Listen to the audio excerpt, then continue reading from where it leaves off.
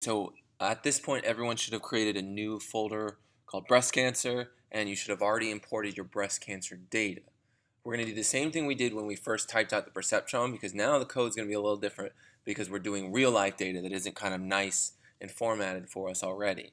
So we'll do that, and then we'll put in all the hard work, and then all we have to do is make copies and sort of edit it like we did for the iris data.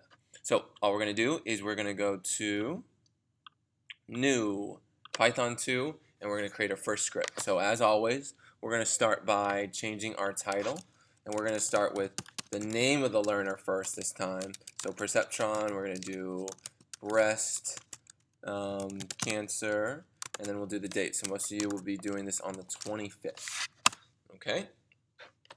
So now what we're going to do is I'm going to do the same thing I did with the first Perceptron file we typed out, where if I want you to write a comment, I'm going to do it #_, okay? And then you're just going to have to take whatever I said in the video and write the comment that describes what the line of code is doing. That's showing me that you're following with the video. I'll do the first couple, and then you guys can do it on your own. So just like we started last time, we need to tell the computer where we stored our libraries. So these two lines tell the computer where we stored our libraries. So for me, I stored mine at this location, but yours will be different. Okay, so look on the assignment. Should have where you guys should have stored your library. So that's where I stored mine. Let's see. Student code. Okay, so that's where I stored my library. So if you were doing it, you'd be like, tell computer where we stored our libraries. Boom.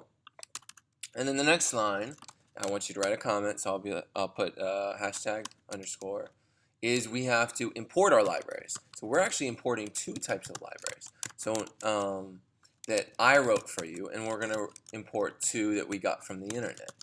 And we can give them nicknames. So the first one is the Machine Learning Toolkit I wrote for you, and let's give it a nickname of MLTK.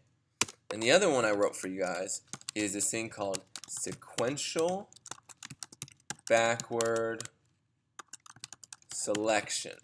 And we're going to we're going to say from that we're going to import a special guy. So we're going to import the SPS function. It's a little tad different. So if you're doing the comments, you could say importing Mr. Chelly's code. And then the other two, we're going to import libraries from the internet. So we're just going to import the same ones we did last time. Import NumPy, and then import this thing called pandas. And we're just giving it shorter nicknames. So if you were doing the comments, you would say, importing code from the internet. Nice. Okay, so let's run this and make sure it runs. There we go. Cool. So from this point out, I'm not going to write the comments. You're going to have to write them yourselves. I'll just tell you when I want you to write a comment. Okay, so here's where I want you to write a comment. This line of code tells the computer the name of the file we're getting our data from. Okay, so that's the name of the file. So this tells the computer the name of the file. This one then imports the file into our program. So it's kind of like what we did last time. So it's a CSV file, so we're saying read CSV. We have to give it the file name, and then we also say, okay, there is a header. And then let's just print it out just to make sure it got in okay. All right, cool. So you'll see we actually have some missing data, which we talked about during class. That is going to play a part into how we code up the next thing. Let's make sure the bottom of it came out okay. Yeah, okay, so everything looks good. It looks like we don't have missing data on the bottom. Okay, so let's check out how we're going to handle this missing data. So here's where a comment you need to write. So this next line of code, drops all the rows with missing data. So again, it drops all the rows with missing data. Drop. And so it's a function I kind of wrote for you guys called drops rows with missing data. Okay, let's see if that's going to work. Okay, it didn't give me an error. Good. So let's check it. We're going to go. We're going to check the first 5 rows. So that's the dot head function. Boom. Okay, so there are no more question marks. So it looks like we dropped that row and we dropped that row because there's 2 question marks, which seems to be the case. Yeah, they just totally got out of our file. Let's check the end. Cool. Yeah, no more question marks. We got all our data. That's really good. The next thing we need to do, just like we did in last time, we need to replace all the words with numbers. So the way we do that is we create a mapping. I'm going to call this mapping indexes. And just to make it look nice, let's move our curly brackets so they're in line. Okay. And then we'll say class.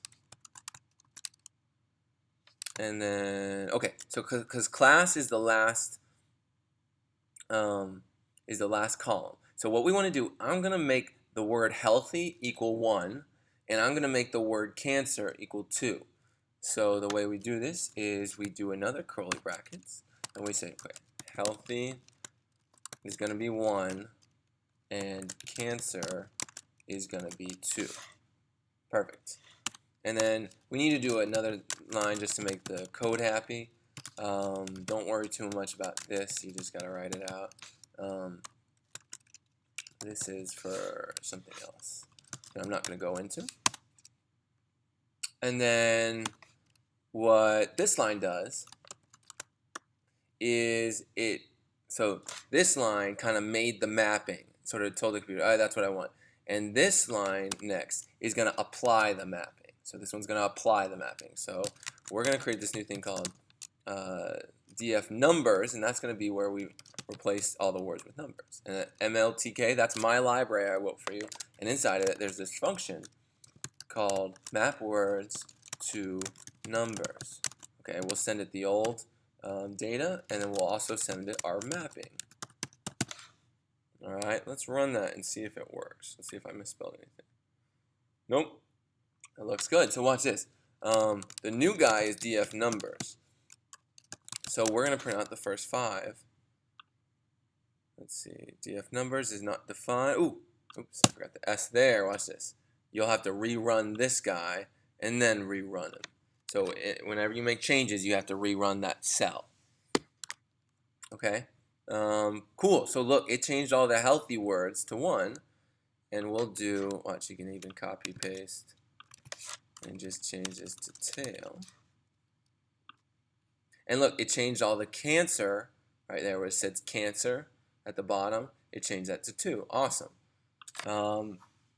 Let's move on then. So what we have to do now is, put a comment here, we have to tell the computer what columns are data and tell the computer what column is that class column. So watch this. Remember, it is 0 index based. So the first column is 0. The second column is 1. So it goes 0, 1, 2, 3, 4, 5, 6, 7, 8. So all those numbers are kind of our data. So what we're going to do is we're going to write data columns equals 0, 1, oops, put a 0 at the front. 1, 2, 3, 4, 5, 6, 7, 8. And then our output column is just that 9th guy. So we'll put right there.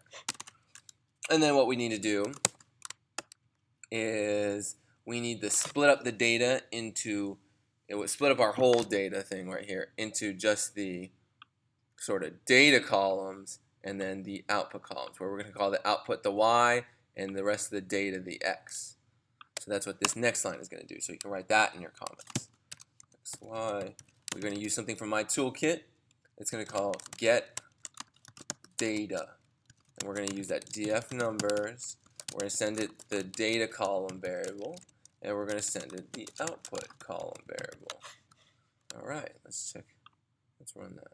Okay, just to check, let's see if, watch, we can just print out X. Let's make sure they did it. Yeah, I printed it out. Good. Because look, it printed out the first row, and it didn't print out the 1s and the 2s, and that's what we wanted. Because watch, if we change it to Y, this should be all the, yep, all the 1s and 2s. They got kind of separated. Good job. Now we can get rid of that. We don't care about that. Okay, let's rerun it. Boom. And now because we commented it out, it doesn't happen. All right. So now what we're going to do is we're going to add these big, remember the 3 quotation marks, and do this. So we'll say, don't standardize data for decision trees or random forests.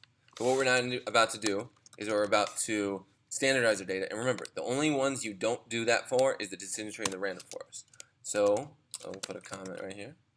What we're about to do is standardize our data. So that's turning the data between a number of -3 and 3. So you can put that in the comment. And the way we do it is we say X standard is equal to, we're going to use a function from my toolkit, mltk.standardize data, and we'll just send it the data, the X. So that was all the data other than the class column. But whenever we do a decision tree, watch this, we'll just do X standard is equal to X. We won't do it. But we're going to comment it out because this time we're doing the Perceptron, so we want to standardize the data. Okay, let's run that, make sure that runs. You can ignore this warning, that's fine. And then, let's see. Let's try out. Let's see, the next thing in our line is now, watch this, we have to split up our data into testing and training data. Okay, so write that for your comment. And the way you do that is xtrain standardize, xtest standardize. So we're kind of just splitting up, just like teachers split up problems into practice problems and test problems. We got to do the same. And we're going to use my toolkit. I have this thing called split data train test. And the things you need to send it are our standardized data, the outputs. And we're going to say test size is equal to 30%. So that means 30% of it are going to be saved for test questions. And then we're going to say random state equals 1. All right. Let's run that. Make sure we don't get an error. Good. Okay, so now this is the important part. This is where we start doing the specific stuff for the type of learner. So we're going to do 3 quotations, and then we say where to change for type of learner. So just like last time when we kept editing it based on if we were doing like a decision tree or a kernel, this is where we're going to start editing stuff, okay? So the first thing we're going to do is we're going to create a variable called learner name. And so we're doing a Perceptron, so let's like the Perceptron name. Make sure to do it lowercase. And then we're going to say, okay, what parameter name was that? And that was, it doesn't matter if you do 1 quotations or 2, it's the same thing, was n-iter, which stands for number of iterations. That's how many times it was allowed to go through the data in practice. Okay? So, but now we're going to do, remember, we kind of tried new parameters every time and see if it got better results. But there's a way for you to automate it so the computer can check which one's the best and then tell you which one's the best. So that kind of like makes our lives easier. So the way you do that is you go parameter guesses. And so things I want to say, okay, because remember we tried like 100, 1,000, 10,000, 100,000. Let's type all of those tries and say, okay, I might guess any of these might be good, okay? Those could possibly be good. Let's find out which is the best one. So the way you find the best parameter is right here. So put a comment right here. This line of code will give you the best parameter. The way you do this is mltk.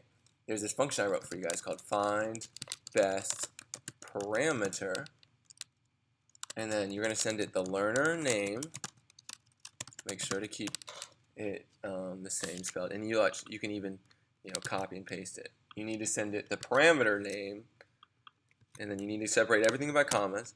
you need to send it the parameter guesses, and you also need to send it the training data that was standardized and the output training.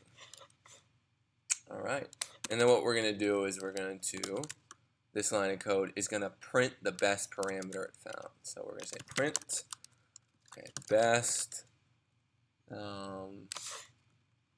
going to add this little plus sign and then do parameter name plus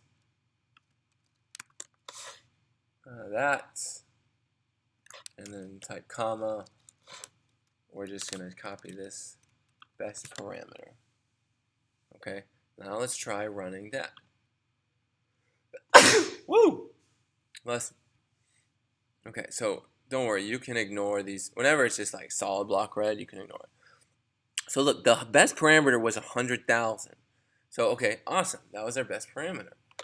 We didn't have to try a lot on our own. We just did it. And if yours has more of these red things, don't worry about it. Okay. So now what we're going to do is we are going to create the learner now. We know we're going to do a perceptron, and we have the best parameter. And actually, the best parameter is stored in this variable. So look, all we have to do is do learner equals MLTK. And we are doing the perceptron, so we're going to type perceptron. And just look, watch this, copy and paste best parameter, okay? We're going to send it the best one we found. Let's run that, see if that works out well. Good, we got no error, awesome. And so just for us, we're going to do this. This is kind of, oops, forgot to do my 3 quotations at the beginning. Let me get rid of that. Let's just start over. 3 quotations. And then say, we'll say the end of changing for each learner. So the only thing you have to do differently for different learners is you have to change the thing in between here and there, because obviously you need to change that name, you'll need to like change these and all that. So from here on out, we're going to use the same code for everything. So what we're going to do now, we should have touched on this during lecture. Put a comment right here. This is how to find the most significant features, or find the most significant columns. And the way you do this is you say best features. Oops, I don't know caps. Best features is comma max score is equal to MLTK. I've created this function called find most important features. Okay, or say learn. We have to send it our learner, and we also have to send it our data, so our standardized data and our Y. And then what we're going to do is we're going to print out the best features it found. So the way you do this is you write this. It's a little complex, but all you have to do is copy what I'm writing. Now let's try this. We're going to run this and see if I misspelled anything. Okay, so what it's doing is there are 9 features. If you look up, there's 9. 1, 2, 3, 4, 5, 6, 7, 8, 9. So it's kind of computing whether it's going through each one of them and deciding, which one, if it's significant or not. And then so once it's done all 9, boom. So our max score for our data was about an 85. And look, boom. It actually said, okay, the max score is an 85 when there are 7. So 7 of the 9 columns were deemed significant. And look, here are the 7 that were deemed the most significant. So BMI, glucose, insulin, HOMA, leptin, don't know how to pronounce that, and resistant. It's probably adiponectin, maybe, possibly. I don't know. My brother's a doctor, not me. And so those are the most important.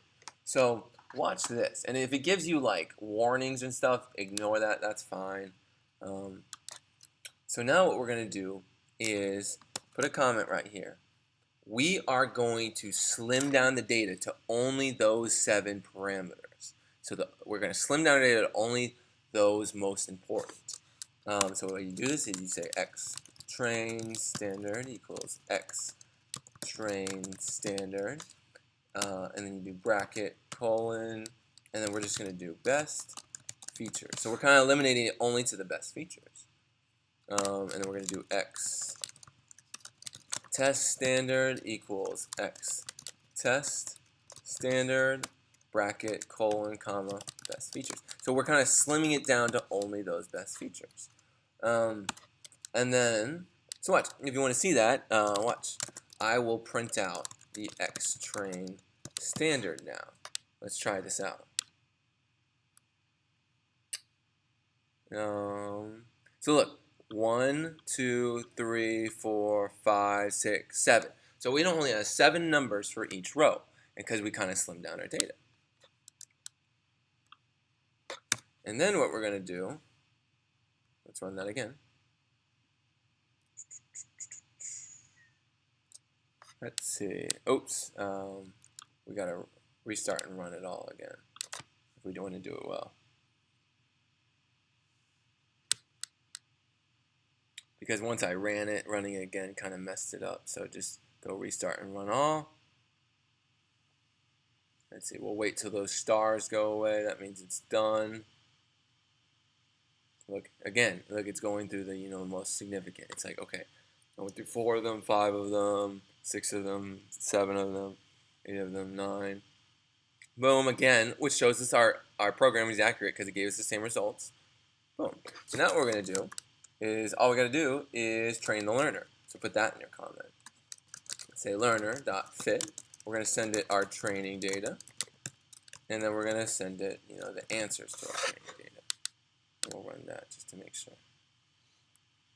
All right, so, and look, just make sure that it always matches what you're trying. So we were creating Perceptron, so yep, that's what we should have gotten. So now what we're going to do is we are going to get the accuracy and the misses for the learner for the training data. So the way we do this is, so get the accuracy and the misses of the learner when applied to the training data. So y train, so we're trying to get a prediction. So learner dot predict. So it's like, okay, if we fed it the training data, what would it predict? And then watch this. There's this function that gives us the misses and the accuracy from my toolkit. So there's this performance stats y train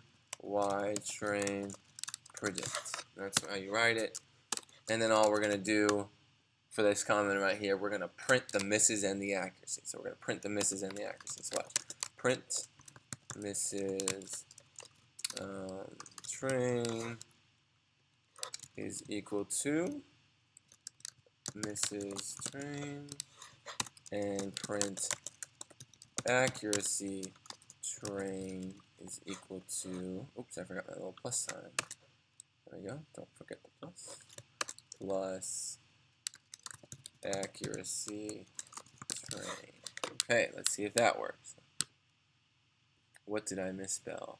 Oh, X train standard. Oh, forgot the D right there. There we go. Start running that. Okay, so it looked like for the training data, it had 22 misses, an accuracy of 73%. The other thing we're going to do is, we should have talked about this in class, is there's this thing called confusion matrix, okay? So, we need to, watch this, we need to import the library for the confusion matrix code. So import the library for the confusion matrix code. So it says it comes from this library called sklearn, and we're going to get this function called metrics. And the way we're going to do is now, what we're going to do is we're going to print our confusion matrix right here. So we're going to say print metrics dot confusion underscore matrix y train, and then y train prediction. Okay, so what that's going to do is going to print our confusion matrix. So let's try it out. Okay, so boom. So it looks like, remember, diagonals are the ones we got correct. So it looks like the first row is the healthy, the second row is the cancerous. So it looks like we got 27 right for the healthy, and we got 32 right for the cancer. And that's how you kind of read it. So it looks like we misclassified 9 people as healthy. So they shouldn't have been healthy, but we classified them as healthy. And there was 13 people we misclassified as cancerous when they shouldn't have been, okay? Or we misclassified them as healthy, yeah. And so what we're going to do now is we're going to do the same thing for the testing data. So watch this. You can take all of this, copy it, and we're going to take everywhere it says train, you just change it to test. I like copy and pasting, as you can see. So wherever it says train, we're going to change it to test.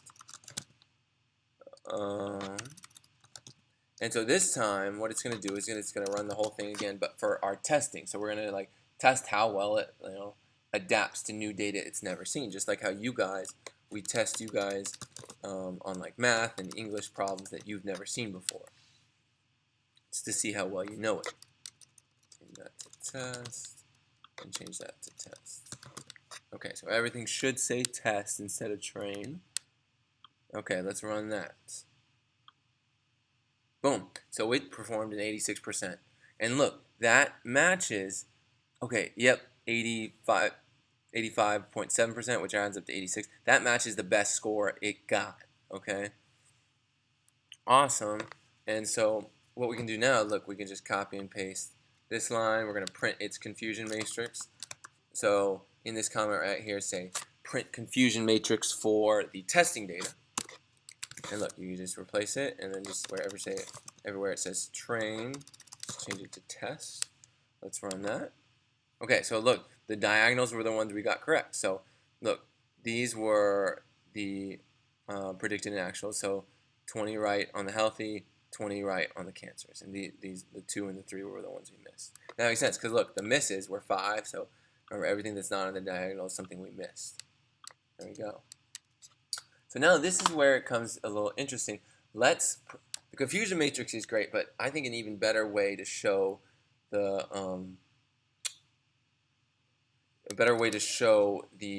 people you're presenting to about how your predictor did is kind of print out the whole data table and show your predictions. So the way we do this, sorry, let's just go right here. So we're going to write a little note to ourselves.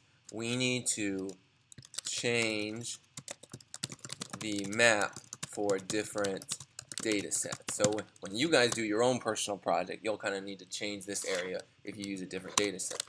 So the first line, I want you to write a comment right here. This is kind of a reverse mapping. So it changes our numbers back into our words for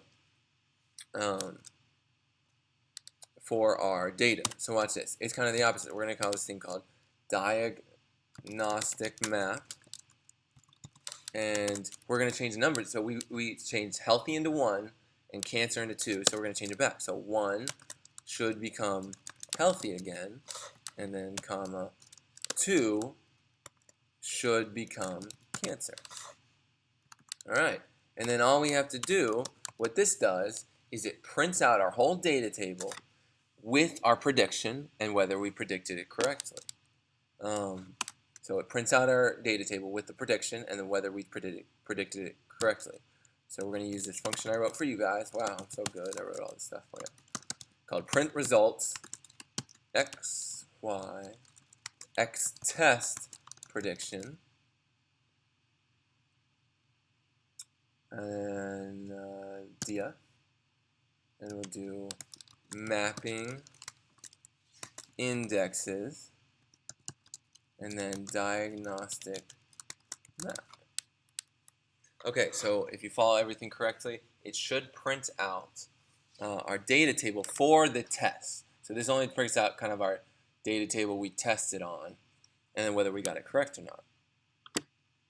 Boom, so look, this is our data table. It's just too long. It can't print out 9 rows, so it has a slash. So look, okay, here's what it was, and then here was what we predicted, and then whether it matched. So obviously this first one, it was cancer. We predicted healthy, so it is false. We did not get it correct. But the other ones, watch, the next 4 it gets right, It misses that one. The next two it gets right, and this is how to read it. So you can kind of show someone pretty cool.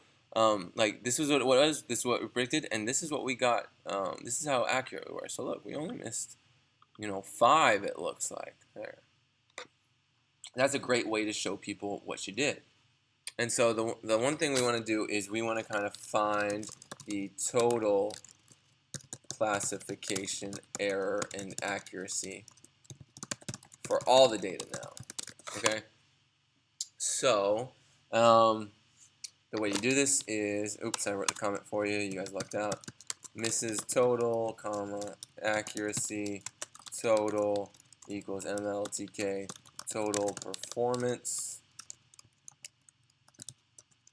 stats, y, train, y, test, x, train, standard, x, test, standard, and the learner. Okay?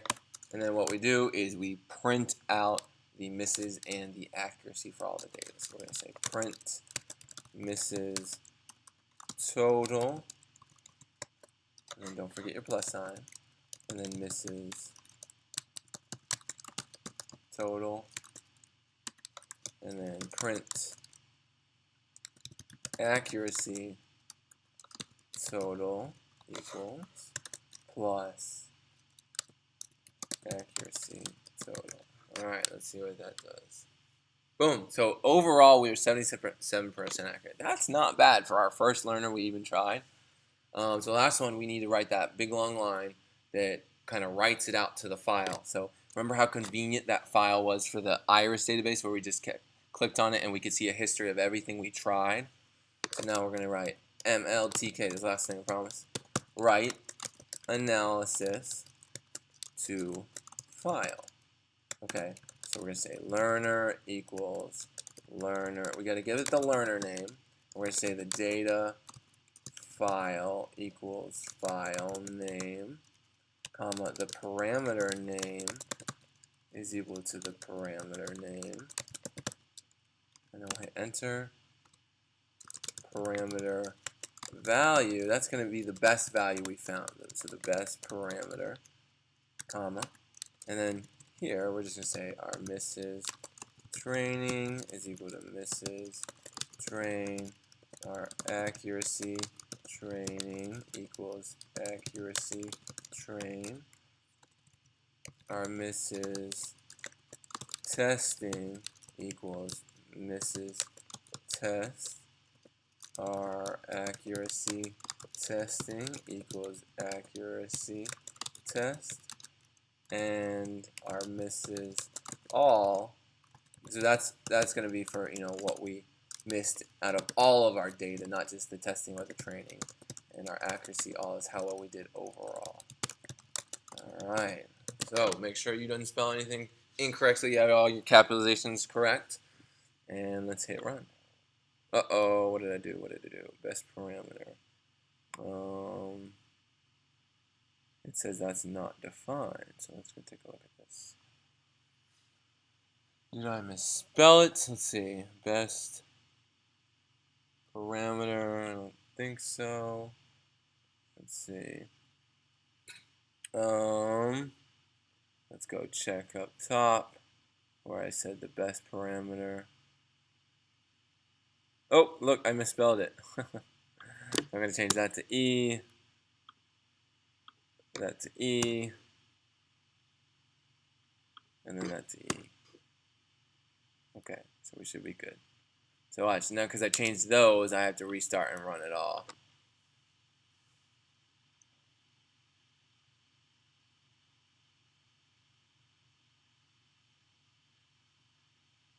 So watch, it's just printing. It's probably taking a little while for this guy. Yep, it's calculating them right now.